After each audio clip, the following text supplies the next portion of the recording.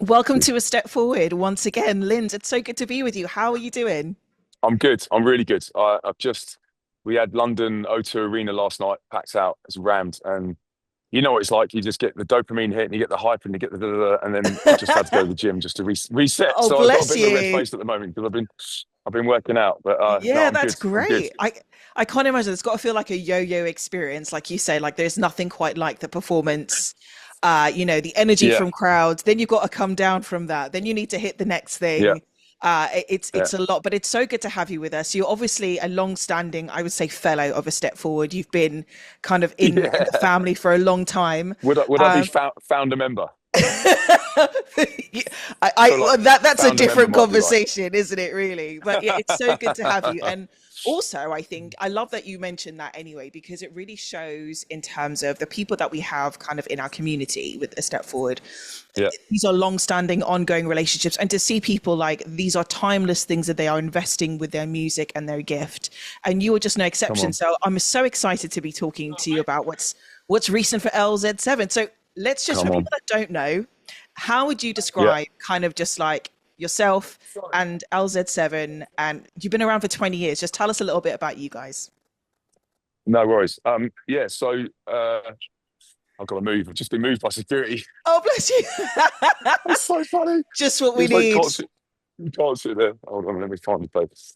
Yes, we started like 2006, and I was in Manchester in a band called the Worldwide Message Tribe, which was inner city Manchester, like working in communities. I've lived on an Eden project, which is where you move youth workers into an area, and the Yeah. DNA was just to reach the lost, the last, and the least. And then the tribe came to an end, and I was like, but the message remains the same, but the method Mm. changes. So what do we do? What do we do? And came up with this idea. Let's go into prison. So our first gig was in a prison with 250 young offenders, and it was kind of Johnny Cash like, just see what happens. And I thought, Yeah. I look like Chef Ramsay's little brother, and I'm like, this could go one of two ways.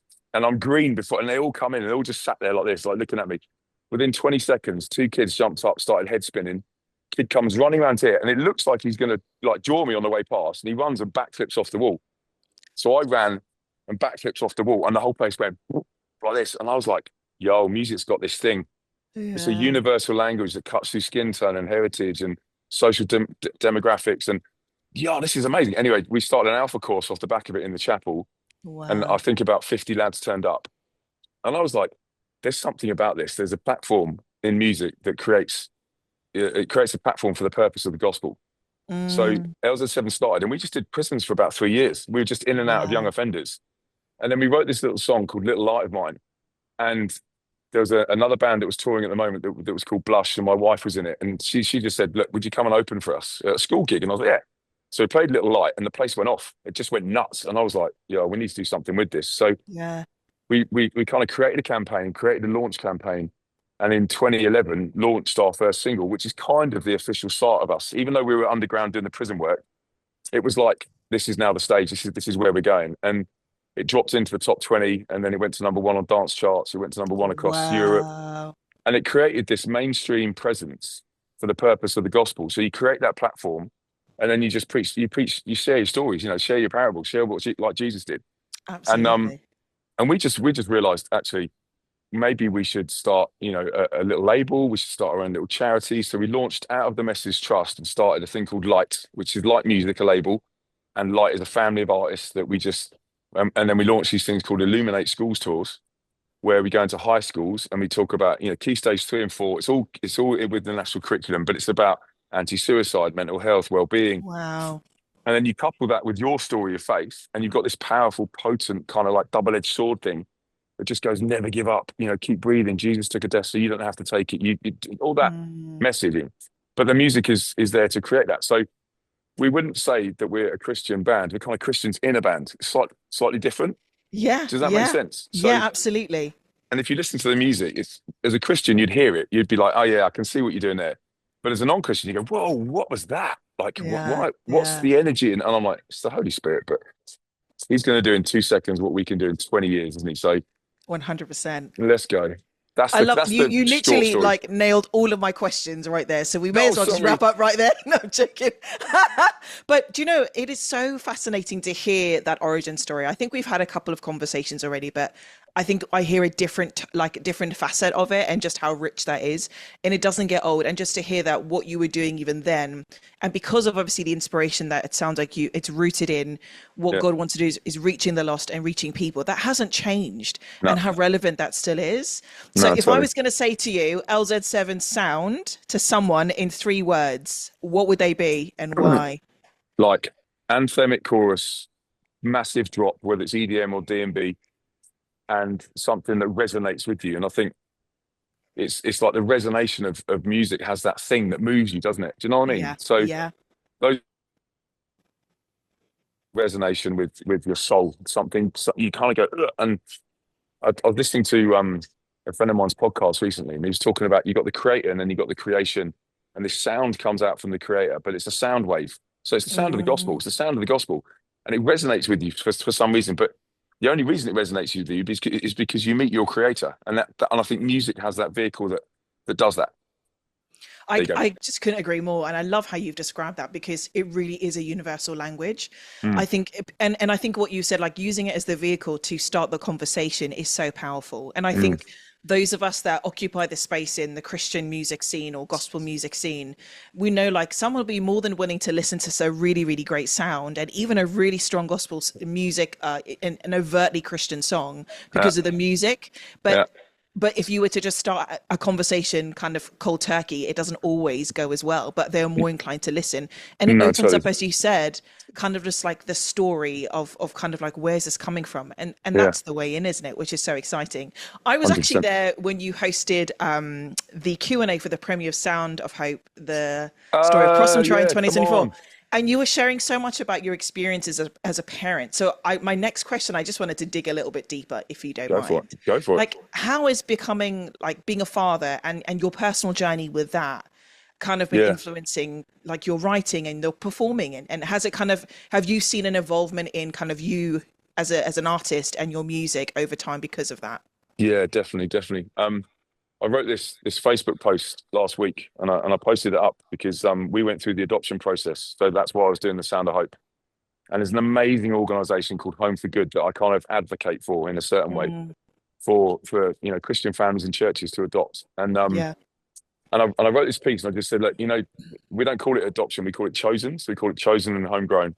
And Wow. when you got a chosen child, it's like for some people, it's like you're on an airplane and you're ready to go to Rome, and you've read all the guidebooks, you've read all the stories, you've seen all the architecture, you've learned some of the language, you've kind of made a map of where you're going to be, and you take off on the airplane, and you land, and the pilot comes on, and he says, "Hey, welcome to Amsterdam," and you're like, "Hang on, Amsterdam? I thought I was going to Rome." And you're like, hang on, I don't know any of the language. I don't know any of the road maps. I don't know where the restaurants are. I don't know the language. Like, what is this? And it's almost like you think of Rome, and then people are advertising Rome, and they're talking about Rome, and they're saying, this is a mate, this is a mate, and I'm like, I'm in Amsterdam, but then and you think this is a bit of a plan B, Mm, and but then you realise that you're sat on a runway and you'll never see the beauty of Amsterdam, see because you see the tulips and you'll see the canals and you'll see the windmills and you'll see the great restaurants and the amazing cheese and that's adoption. That's what it is. It's like you're there is no plan B. And I remember being in our adoption training, and there's 12 couples sat round, and this couple was sat next to us, and you could see the dad was very like, I did not plan to be here. I thought, wow. and a lot of adoption comes off the back of infertility or IVF failure, and we went through all of that. But Lucy and I decided on day dot, like day one, when we first met, we said, would you adopt in the future? And we were like, yeah. And when we just went, well, then it's God's economy. It's just his way round of doing it. And I sat there and I watched this dad, and they passed him a profile, and he fell on his knees and burst into tears, and just went, "Could that be my son? Could that be my son?" Weeping, weeping, Wow. like strong big guy as well. And I just looked at him and I was like, "There can't be Plan B. There's no Plan B. It's not Plan B for his life, but it's also not Plan B for that child's life. Their Plan A was to come to you." And so lots of these like different things about fatherhood have come up. And I wrote a song called No Plan B, and it just starts with "You are chosen." Mm, before you could ever see it. And it's on Spotify if you want to go and check it out. But love that. it's all about the adoption process and how from the beginning of time God orchestrated for Jack and Willow to come to us Mm, and fully highly influences everything that I think, talk, the way that my narrative that comes out, my kind of dad's heart. But it also gives me a little glimpse of the way when I walk into a school is that God actually talks about, we're adopted into his family, and therefore these kids they're our kids. Like they're part of our family, and it gives you that little glimpse of the way that God looks at every single person, every single young person as well. And I just and then I'll be in a lesson, and honestly, Carly, sometimes I'll crack. I'll be like, because I get to a point where I'm like, never get Jesus took these cuts on his back so you don't have to cut. And this message mm, about self-harm, and I'm like choking inside because I'm like, I really want them to understand how much there is a father that loves them. And that's out of my adoption journey, but also out of my relationship with Jesus. And yeah. that it's the same thing, isn't it? Like I said a minute ago, Jesus spoke in parables. You tell your story, it then becomes his story, it then becomes history that changes their history. And I'm just like, come on, man. So yeah, it's a huge influence on my writing process. I think Mm. maybe 10 before Jack and Willow came along, so maybe 15 years ago, it was big drops, big message.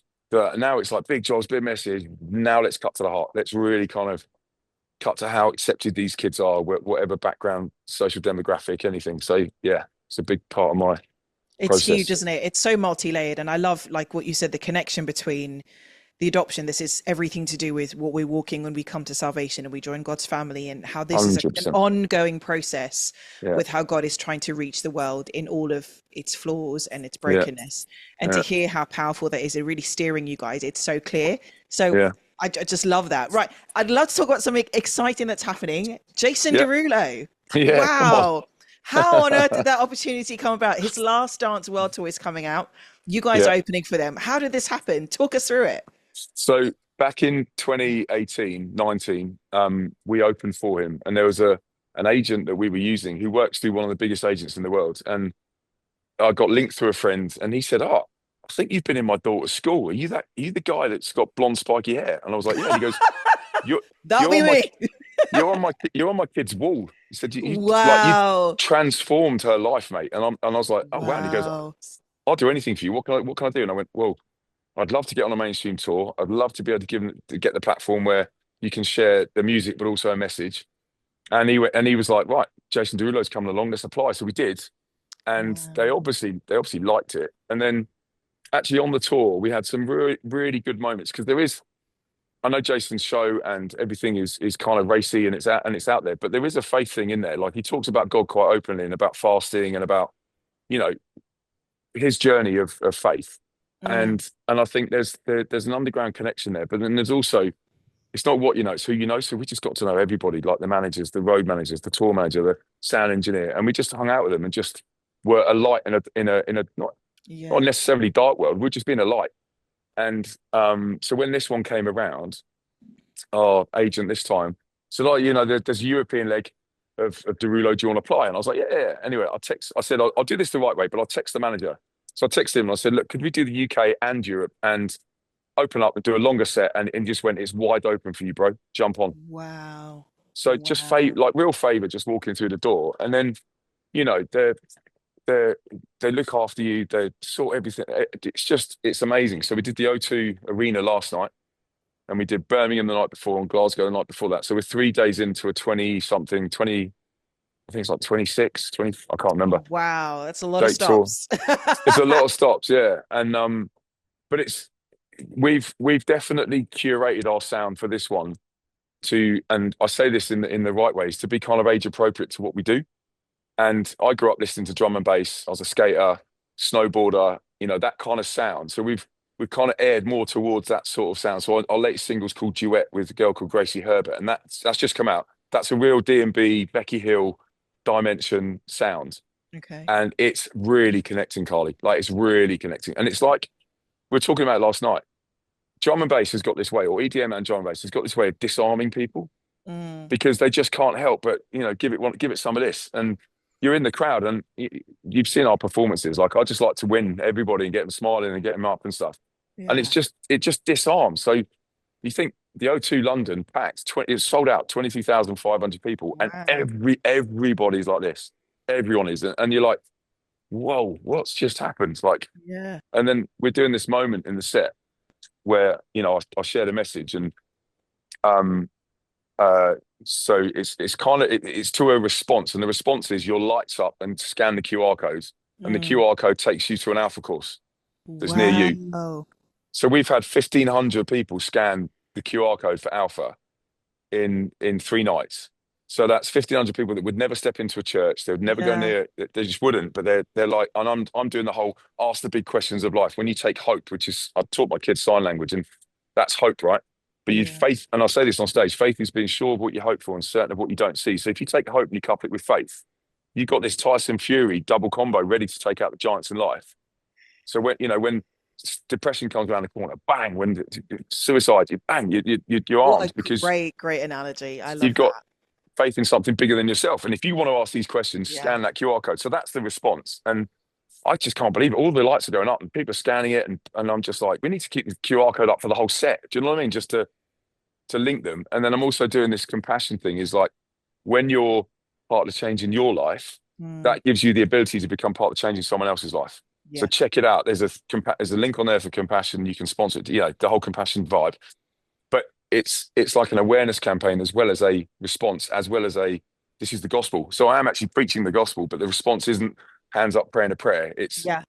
do you see what I mean? So Yeah, absolutely. It leads them to the next step, which I think is a really tricky thing to do. But what you guys have been able to do is, firstly, I commend the fact that you've been able to balance bridging that secular platform, but still the authenticity of like, we're here to speak about something really specific. yeah, But then yeah, the follow on in terms of we're not just leaving you and paratrooping, a yeah, nice feeling and sensation and experience with you. exactly. There is something connected here. And if you want, here's the way to do it. And I just Yeah, commend you guys so much for that. Lynn, this is incredible. We'll be here all day because the yeah. energy Come is on, just, like I bottomless, hear which it. is I hear it. awesome. But all the best for this entire kind of tour for you guys. We'll be praying for you, and it's Thank you. just so amazing to kind of catch up. If people want to follow what's happening with LZ7 on this tour, where can they kind of get updates Just from you guys? Give me the just give me the if you download. stick LZ7 into Instagram or TikTok, and we're doing like a day in the life of, and then we're doing the tour stories, and then we're doing. But I think we have to remember with the social media is the front end stuff, Mm. and it's there so that it kind of pierces the darkness. And it looks like we're just lads on tour and we kind of blow up, but there, there's moments in those sets where there's just, I'm getting texts back, DMs from people on Instagram just going, that was so spot on. I've never heard the gospel spoken like, I've never heard Jesus spoken Wow. like that. I've never, Wow. I came with my 3 kids. I'm going to take them to an alpha course. I'm just like, it's God is good. it's nuts, yeah. So just give us a follow, have a watch, enjoy it, enjoy the journey. We will do. Thank you so much for your time, Lynn. All the best. Thank you, Speak mate. soon. Peace and love. Bye.